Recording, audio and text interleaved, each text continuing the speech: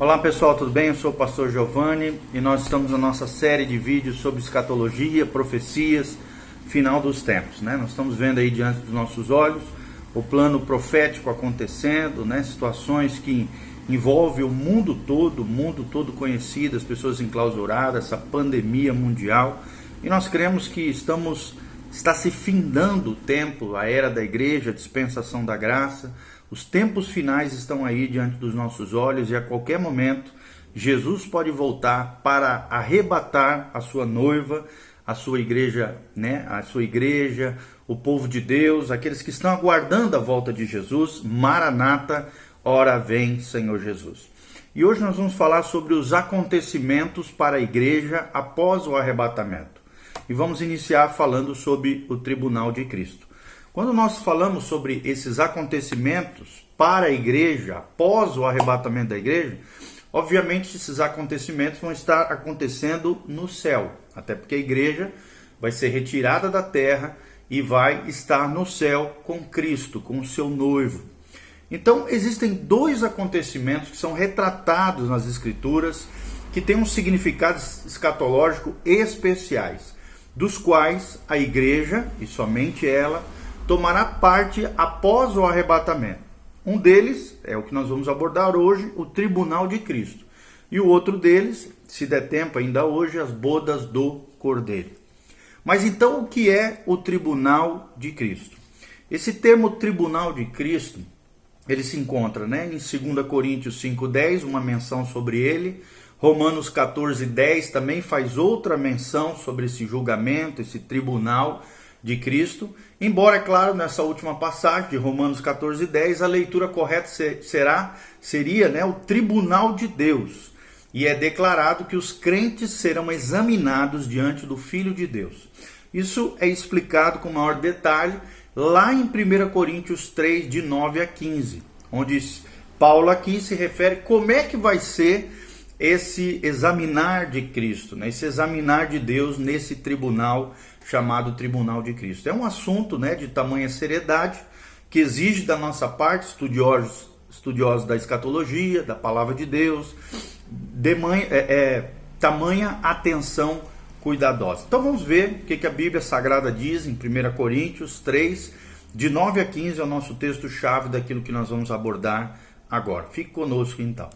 A Bíblia diz assim: porque nós somos cooperadores de Deus, vós sois lavoura de Deus e edifício de Deus. Versículo 10 fala: segundo a graça de Deus que me foi dada, pois eu, como sábio arquiteto, fundamento, aqui o apóstolo Paulo falando, e outro edifica sobre ele, mas veja cada um como edifica sobre ele. Porque ninguém pode pôr outro fundamento além do que já está posto, o qual é Jesus Cristo. E se alguém sobre este fundamento formar um edifício de ouro, prata, pedras preciosas, madeira, feno e palha, a obra de cada um se manifestará. Na verdade, o dia a declarará, porque pelo fogo será descoberta, e o fogo provará qual seja a obra de cada um. Se a obra que alguém edificou nessa parte permanecer, esse receberá o galardão. Se a obra de alguém se queimar, sofrerá detrimento, mas o tal será salvo, todavia como pelo fogo. Ok? Então é o trecho que fala sobre esse tribunal, e nós vamos falar um pouquinho mais sobre ele. Qual é o significado desse tribunal, ou da palavra tribunal no idioma original? Existem duas palavras traduzidas por tribunal no Novo Testamento. A primeira é criterion, usada lá em Tiago 2,6 e 1 Coríntios 6, de 2 a 4. De acordo com Tyre, que é um especialista que tem um léxico de grego para o inglês, essa palavra significa instrumento ou meio de pôr à prova ou julgar qualquer coisa, lei pela qual alguém julga, ou local onde o julgamento é feito, tribunal de um juiz ou uma banca de juízes. É o que diz Joseph Henry Thayer na sua obra Greek English Lexicon of the New Testament, na página 362. Então nós podemos observar que a palavra se referia ao padrão ou critério pelo qual o julgamento era dispensado ou ao local onde o julgamento era realizado. A segunda palavra é bema. Bema, no original grego, koiné, a respeito da qual Thayer, esse mesmo especialista, Joseph Henry Thayer, diz o seguinte: local elevado cujo acesso se fazia por degraus, uma plataforma, uma tribuna, usada em relação ao assento oficial de um juiz. Lá em Atos 18, 2 a 16, menciona essa palavra, bema, e também o assento de julgamento de Cristo, de Romanos 14, 10, também é usada essa palavra bema. Ou seja, é a estrutura que se assemelha a um trono que, por exemplo, Herodes, construiu no teatro lá na cidade de Cesareia, e a qual ele, Herodes, usava para assistir aos jogos e fazer também discursos ao povo. É o que fala Thayer, um especialista em línguas originais. Com respeito ao seu significado também e o seu uso da palavra bema, no original em grego, Plumer, um outro teólogo erudito, também descreve o seguinte: o bema é o tribunal, seja numa basílica para o pretor, numa corte de justiça, seja num acampamento militar para o comandante administrar disciplina e dirigir-se às tropas. Em qualquer um dos casos, o tribunal era uma plataforma na qual se colocaria o assento, no grego aqui é cella, S-E-L-L-A, do oficial que presidia aquela reunião. Na Septuaginta, bema, que vocês sabem o que é Septuaginta, é a Bíblia que foi traduzida do hebraico para o grego koiné. Comumente, bema significa plataforma ou andaime em vez de assento. Está lá em Neemias 8:4, tem uma menção dessa palavra que foi traduzida do hebraico para o grego como bema. No Novo Testamento já parece significar geralmente o assento de um tribunal, de um juízo, mas alguns trechos significam uma plataforma na qual esse assento é colocado. No Areópago, o bema era uma plataforma de pedra, que no caso, como nós mencionamos, de Herodes. Por mais afeiçoado que Paulo fosse às metáforas militares, e por mais que gostasse de comparar a vida cristã a uma guerra, uma batalha, é pouco provável que estivesse pensando em um tribunal militar aqui. É o que diz Alfred Plumer na sua obra A Critical and Exegetical Commentary on the Second Epistle to the Corinthians, ou seja, uma crítica e exegese, comentário exegético da segunda epístola aos Coríntios, traduzindo para o português essa obra de Alfred Plumer, na página 156. Já de acordo com outro especialista, Sally Harrison, ele diz que nos jogos gregos de Atenas, da antiga Atenas, ali na época dos clássicos, dos pensadores gregos, a velha arena tinha uma plataforma elevada na qual se assentava o presidente ou o juiz da arena. E de lá ele recompensava todos os competidores. E lá ele recompensava também todos os vencedores. Era chamado de benta na época, ou assento de recompensa. Nunca foi usado em referência a um assento judicial, conforme nos afirma Sally Harrison na sua obra Judgment Seat of Christ, ou o assento do julgamento de Cristo, página 8, traduzindo literalmente para o português. Então, desse modo, se associa essa palavra à ideia de uma proeminência, de dignidade, de autoridade, de honra, de recompensa, e não a ideia de justiça ou julgamento. Ou seja, um tribunal de recompensa, de avaliação, daquilo que nós fizemos em nome de Cristo, mas não é tanto uma questão de julgamento criterioso, mas algo como uma proeminência, dignidade, autoridade, honra ou recompensa. A palavra que Paulo escolheu em referência a esse local, diante do qual se dará esse acontecimento, então deixa prever esse caráter que nós estamos falando. Agora é muito importante também nós distinguirmos qual é a ocasião do bema de Cristo. Qual é a ocasião desse bema tribunal de Cristo, que nós estamos falando aqui profeticamente, que ainda vai acontecer logo depois da igreja ser arrebatada. Nós vamos passar por esse tribunal de Cristo. Ou seja, o acontecimento aqui descrito ocorre imediatamente após a translação ou rapto, arrebatamento da igreja para fora da esfera terrestre. Existem várias considerações que apoiam essa informação que nós estamos trazendo para vocês. Em primeiro lugar, de acordo com Lucas 14, recompensa aqui está associada à ressurreição, visto que, de acordo com 1 Tessalonicenses 4, de 13 a 17, a ressurreição é parte fundamental da translação rápido ou arrebatamento da igreja. Ou seja, o galardão deve ser parte desse plano profético. Segundo lugar, quando o Senhor retornar à terra para reinar, a noiva é vista como já recompensada, já coroada, né? Que já recebeu seus galardões. Isso é observado, por exemplo, lá em Apocalipse 19:8, em que a justiça dos santos, e é plural aqui, são os atos de justiça. Não poderia aqui se referir à justiça imputada de Cristo, que é a porção do crente, mas aos atos de justiça, ou seja, aquelas coisas boas que nós fizemos para a glória de Deus, que sobreviveram ao exame e tornaram-se então a base dos nossos galardões ou recompensas. Em terceiro lugar, em 1 Coríntios 4:5 e em 2 Timóteo 4:8 e lá também em Apocalipse 22:12, o galardão aqui está associado com aquele dia, quer dizer, o dia em que ele, Jesus, vier para os seus. Então, desse modo, devemos notar que o galardão da igreja acontecerá entre o arrebatamento e a revelação de Cristo à terra, o que a gente chama de segunda vinda visível de Cristo, onde Jesus voltará em glória juntamente com a igreja e os anjos para implantar seu reino milenial sobre a terra. Onde é que vai ser o lugar desse bema de Cristo ou do tribunal de Cristo que nós estamos falando aqui? Então não é preciso destacar que esse exame deve realizar-se, obviamente, como nós falamos inicialmente, na esfera das regiões celestiais. Está lá em 1 Tessalonicenses 4:17, diz que nós seremos arrebatados entre as nuvens para o encontro com o Senhor nos ares, visto que o bema, ou seja, o tribunal de Cristo, segue a translação, o rapto. Os ares aqui devem ser o seu palco, isso também apoiado por 2 Coríntios 5, de 1 a 8, onde Paulo descreve aqui os acontecimentos que ocorrem quando o crente deixar o corpo e então habitar com o Senhor. Obviamente aqui nos céus, nos ares. Então, desse modo, isso deve acontecer na presença do Senhor, na esfera onde a Bíblia chama de lugares celestiais.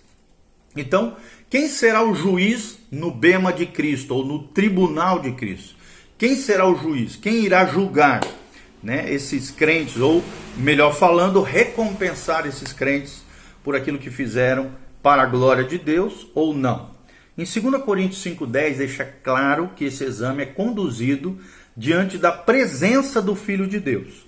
Já João 5:22 declara que todo julgamento foi confiado às mãos do Filho. Aqui uma referência, obviamente, a Jesus. O fato desse mesmo acontecimento ser citado lá em Romanos 14:10 como o tribunal de Deus, mostraria que Deus confiou o julgamento às mãos do seu Filho amado, Jesus de Nazaré. Então, parte da exaltação de Cristo, que é mencionado lá em Filipenses capítulo 2, parte dessa exaltação de Cristo é o direito de manifestar a autoridade divina no julgamento, ou em todos os julgamentos de Deus sobre a terra e sobre os céus. Outra coisa muito importante é quem serão os participantes do tribunal de Cristo, ou do bema de Cristo. Pouca dúvida, é claro, e a resposta aqui para vocês deve haver de que o tribunal de Cristo está relacionado, obviamente, apenas aos crentes que foram arrebatados. O pronome pessoal, né, na primeira pessoa, ocorre com tanta frequência, aqui em 2 Coríntios 5, de 1 a 19, que não pode ser desprezado no contexto. Então, apenas o crente poderia ter uma casa não feita por mãos, ou seja, uma casa eterna, nos céus. É a menção do novo corpo glorificado que nós teremos após a ressurreição dos crentes da era da igreja e também o arrebatamento dos crentes nessa dispensação. Então, apenas um crente poderia experimentar a mortalidade absorvido pela vida. Apenas um crente poderia experimentar o trabalho de Deus, que nos preparou para isso, nos outorgando, ou seja, nos confiando o penhor do Espírito Santo. Apenas um crente poderia ter a confiança de que, enquanto estamos no corpo, estamos ausentes no Senhor. Apenas um crente poderia andar por fé e não por aquilo que vê. Outra coisa muito importante nós pensarmos é qual vai ser a base da avaliação no tribunal de Cristo. Devemos observar, e a resposta aqui é que devemos observar cuidadosamente que a questão aqui não é verificar se o julgado é ou não o crente, é ou não salvo. A questão da salvação não está sendo considerada, até porque ele já foi arrebatado ou se estava morto, dormindo, como diz 1 Tessalonicenses 4, já foi ressuscitado. Então a questão da salvação não está sendo considerada nesse tribunal. A salvação ofertada ao crente em Cristo já o livrou perfeitamente de todo julgamento com relação à vida eterna. É o que diz Romanos 8:1, João 5:24, 1 João 4:17. Então trazer o crente para o julgamento do pecado, quer de pecados anteriores ao novo nascimento, quer de pecados posteriores ao novo nascimento, quer de pecados não confessados, é negar então a eficácia da morte de Cristo e anular a promessa de Deus de que também de nenhum modo me lembrarei dos seus pecados e das suas iniquidades para sempre. É o que diz Hebreus 10:17. Ou seja, o crente, nascido de novo, regenerado, colocou sua fé em Cristo Jesus, por mais que ele tenha às vezes falhado, pecado nessa terra, por causa dos méritos de Jesus, a justiça de Cristo foi imputada nele, colocada sobre ele. Bridham, um outro teólogo, ele escreve o seguinte, quando trata desse assunto, ele diz assim: um santo nunca mais será julgado pelas suas iniquidades naturais ou herdadas, pois já está legalmente morto com Cristo, e não é mais conhecido ou tratado com base em uma responsabilidade natural. Ele estava sob a condenação de uma herança natural de ira, que é a natureza adâmica, pecaminosa, e nada de bom tinha sido descoberto na sua carne. Mas a sua culpa foi eliminada pelo sangue de seu Redentor, Jesus aqui, e ele é perdoado livre e justamente por causa de seu Salvador. Ele é justificado pela fé e é apresentado perante Deus no nome e pelos méritos do justo, Jesus, e de sua nova e sempre bendita condição de aceito. Ou seja, o Espírito Santo é o selo vivo e a testemunha. Por sua própria conta, então, não poderá entrar em juízo. É o que diz Arthur Bridham na sua obra Notes and Reflections on the Second Epistle to the Corinthians, página 141. Notas e reflexões da segunda epístola de Coríntios, traduzindo para o português. Então, dentro de tudo isso que nós estamos falando, todo esse plano está relacionado à glorificação de Deus pela manifestação de sua justiça no crente. Comentando, sobre 2 Coríntios 5:10, um outro teólogo chamado Kelly, ele diz o seguinte, mais uma vez, palavras de Kelly, não é uma questão de recompensas como em 1 Coríntios 3:8 e 14, mas de retribuição no governo justo de Deus, de acordo com o que cada um fez de bom ou ruim. Isso abrange todos, justos ou injustos. É para a glória divina que todo o trabalho feito pelo homem deverá aparecer como realmente é perante aquele, ou seja, Cristo, que é ordenado por Deus como juiz de mortos e de vivos. É o que fala William Kelly na sua obra Notes on the Second Epistle of Paul and Apostle to the Corinthians, página 95. Então a palavra aqui traduzida por compareçamos, lá de 2 Coríntios 5:10, poderia ser bem traduzida por sejamos manifestos, de modo que o versículo diria, porque importa que todos sejamos manifestos. Isso implica que o propósito do tribunal de Cristo é fazer uma manifestação pública, demonstração ou revelação do caráter e das motivações essenciais do indivíduo.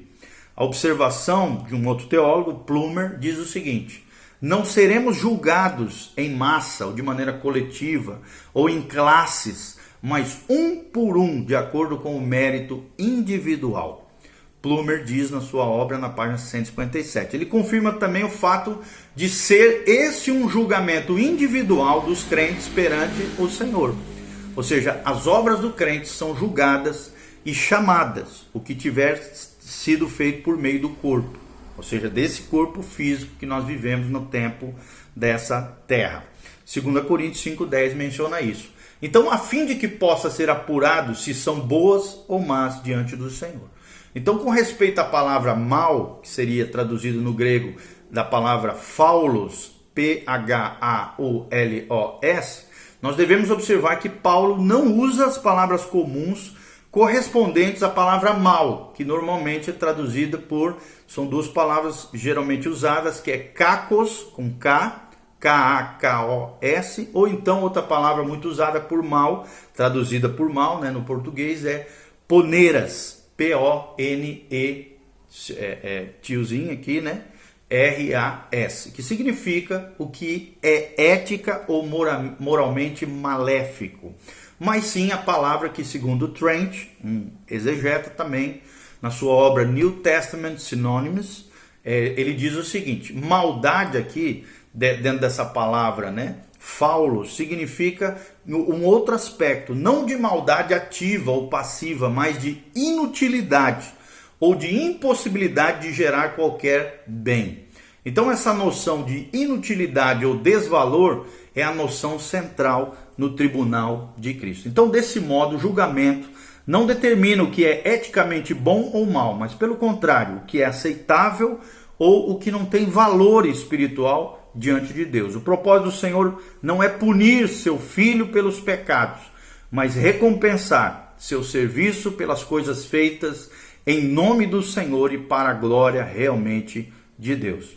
Qual é o resultado do exame no tribunal de Cristo? É outra pergunta que surge que nós queremos responder. Em 1 Coríntios 3, 14 e 15, declara que esse exame, né, essa espécie de julgamento, terá um duplo resultado. Primeiro, um galardão recebido. E, em segundo lugar, um galardão perdido. O que determina se alguém recebe ou perde um galardão é a prova pelo fogo, pois Paulo também escreve em 2 Coríntios 5,10, manifesta se tornará a obra de cada um, e é a mesma palavra usada em 2 Coríntios 5,10, que também é usada em 1 Coríntios 3,13, quando diz, pois o dia a demonstrará, porque está sendo revelada pelo fogo, e qual seja a obra de cada um, o próprio fogo o provará. Então, nessa declaração, é evidente, em primeiro lugar, que são as obras do crente que estão sendo examinadas, e não a salvação ou não, ou a vida do crente, se vai para o céu ou para o inferno. Não é isso, são as obras do crente. Além disso, vemos que o exame aqui não é um julgamento baseado numa observação externa, aparente, visível. Pelo contrário, é um teste, é uma provação que apura o caráter e a motivação interna do crente. Ou seja, todo o propósito de uma prova pelo fogo é identificar o que é destrutível e o que é indestrutível diante de Deus. Ou seja, o apóstolo afirma que existem duas classes de materiais com que os cooperadores de Deus, ou seja, aqueles que fizeram algo, né, em nome de Deus, em nome de Cristo, podem construir como edifício cujo alicerce já foi estabelecido, que é o próprio Cristo.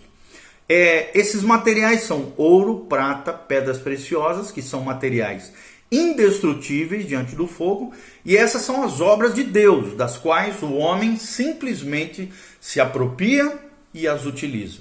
Por outro lado, existe madeira, feno e palha, que são materiais destrutíveis, corruptíveis. São as obras do homem que ele produziu com seus próprios esforços. Ou seja, o apóstolo, aqui Paulo, revela que o exame no tribunal de Cristo visa detectar que aquilo que foi feito por Deus mediante as pessoas e aquilo que foi feito pela própria força do homem, né? Ou aquilo que foi feito para a glória de Deus e aquilo que foi feito para a glória da carne ou do eu, né? Aqui falando em outras palavras. Então é esse contraponto aí entre o que é para a glória de Deus e para a glória do eu, entre aquilo que foi movido por Deus e aquilo que foi feito pela própria força do homem. Isso não pode ser concluído, claro, por uma observação externa. Portanto, a obra deve ser posta à severa prova para que o seu caráter verdadeiro seja demonstrado. Então, com base nesse teste, haverá duas decisões. haverá a perda da recompensa para aquilo que foi destruído pelo fogo, ou seja, coisas feitas na força, para a glória da carne, independente do ato, serão reprovadas por Deus. Paulo expressa seu medo de depender da energia da carne e não do poder do Espírito, quando ele escreve lá em 1 Coríntios 9:7, ele diz assim: mas esmurro o meu corpo e o reduzo à escravidão, para que, tendo pregado a outros, não venha eu mesmo a ser desqualificado. Quando Paulo usa a palavra desqualificado, no grego aqui, adokimos, ele não está expressando medo de perder a sua salvação, mas de ter a sua obra declarada inútil, né? Inútil. Então, para garantir, né, contra uma possível interpretação de que sofrer uma perda significa perder a salvação, Paulo acrescenta ainda lá em 1 Coríntios 3,15, mas esse mesmo será salvo, todavia, como que através do fogo. Então deixa bem claro que não vai se perder a salvação. Haverá também um galardão pela obra demonstrada, indestrutível pela prova do fogo. Ou seja, no Novo Testamento existem 5 áreas em relação às quais se menciona especificamente o galardão. Primeiro, uma coroa incorruptível para aqueles que obtiverem vitória sobre o velho homem, está lá em 1 Coríntios 9:25. Segundo, uma coroa de alegria para os ganhadores de almas, lá em 1 Tessalonicenses 2:19. Terceiro, uma coroa de vida para aqueles que suportarem a provação, Tiago 1:12. Quarto, uma coroa de justiça para os que amam a sua vinda, em 2 Timóteo 4:8. E quinto, uma coroa de glória para aqueles que se dispuserem a apacentar o rebanho de Deus, lá em 1 Pedro 5:4. Então são todas passagens que parecem revelar as 5 áreas em que as recompensas serão concedidas nesse dia glorioso que é o tribunal de Cristo. Eu quero estar lá, você também? Então, anda na linha com Deus, faça tudo para a glória de Deus e com a motivação correta diante de Deus. Então, algo muito importante nessa natureza das coroas ou recompensas é sugerido pela própria palavra, traduzido por coroa, que é a palavra grega Stephanos, S-T-E-P-H-A-N-O-S. Né? Mayor, que é um teólogo também erudito, diz que a palavra Stephanos, ela é usada em referência a uma coroa de vitória nos jogos atléticos. Está lá em 1 Coríntios 9:25, 2 Timóteo 2:5. Segundo lugar, é um ornamento festivo, lá em Provérbios 1:9, Cantares 3:11, Isaías 28:1. Ou então é uma honra pública concedida por um serviço notável e por valor pessoal, como uma coroa de ouro dada a Demóstenes, né? Nós vemos isso na obra de J.B. Mayor, The Epistle of James, ou a Epístola de Tiago, página 46, tá bom? Contrapondo essa palavra tem a palavra diadema, que também significa coroa. Trent escreve sobre a palavra diadema e diz assim: não devemos confundir essas palavras só porque o nosso termo coroa traduz ambas. Duvido que em algum lugar da literatura clássica, Stephanos, né, coroa aqui no grego, jamais seja usada em referência a uma coroa imperial. No Novo Testamento é claro que a Stephanos, ou coroa, da qual Paulo fala, é sempre a coroa de um conquistador e não a de um rei. Lá de 1 Coríntios 9:24, 2 Timóteo 2:5. Então a única ocasião em que Stephanos, que é coroa, parece ser usada como a coroa de um rei, é lá em Mateus 27:29. Também podemos conferir isso, paralelo, né, o texto paralelo, Marcos 15:17 e João 19:2. Tudo menções sobre uma coroa de um rei, que aqui sim é a palavra Stephanos. É o que diz Trent, né, um teólogo erudito especialista em línguas originais. Então, desse modo, a própria palavra escolhida por Paulo para designar as recompensas está associada à honra e à dignidade concedidas ao vencedor. Então, embora venhamos a reinar com Cristo no milênio, a coroa real será apenas dele e a nossa coroa é apenas a coroa de vencedores. Lá em Apocalipse 4:10, né, em que os anciãos são vistos lançando as suas coroas perante o trono, num ato de louvor, de adoração, fica claro que as coroas não serão para a glória eterna de quem as recebeu, mas para a glória de quem as concedeu, Jesus de Nazaré. Já que essas coroas não são vistas como posse permanente, surge então a questão da natureza dessas recompensas. As escrituras sagradas ensinam que o crente foi redimido para trazer glória a Deus. Está lá em 1 Coríntios 6,20. Esse é o seu destino eterno. Colocar um sinal material de recompensa aos pés daquele que está sentado no trono, conforme nos ensina Apocalipse 4,10. É um ato de glorificação. Mas o crente não terá nesse momento completado seu destino eterno de glorificar a Deus. Isso continuará por toda a eternidade, visto que o galardão é associado à luz e brilho com muitos trechos das Escrituras. Daniel 12,3, Mateus 13,43 e vários outros episódios. O galardão aqui dado ao crente pode ser a capacidade de manifestar a glória de Cristo pela eternidade. Ou seja, quanto maior o galardão, maior a capacidade dada para glorificar a Deus. Desse modo, no exercício do galardão do crente, Cristo e não o crente será glorificado. Ou seja, a capacidade de irradiar a glória será diferente, mas não haverá sensação pessoal de carência, uma vez que cada crente se alegrará de maneira abundante até o limite da sua capacidade. Conforme diz 1 Pedro 2,9, nós vamos encerrar, a fim de proclamardes as virtudes daquele que vos chamou das trevas para a sua maravilhosa luz. Que Deus abençoe essa palavra ao seu coração. Maranata, vem, Senhor Jesus. Lembre-se, você nasceu para exaltar o Rei dos Reis, o Senhor dos Senhores. Põe em ordem a tua casa. Siga-nos nas redes sociais, clicando no link abaixo aqui do YouTube. Que a graça e a paz do Senhor aguarde ardentemente o arrebatamento da igreja, o rapto da igreja, o translado do povo de Deus. Ora vem, Senhor Jesus. Amém e amém.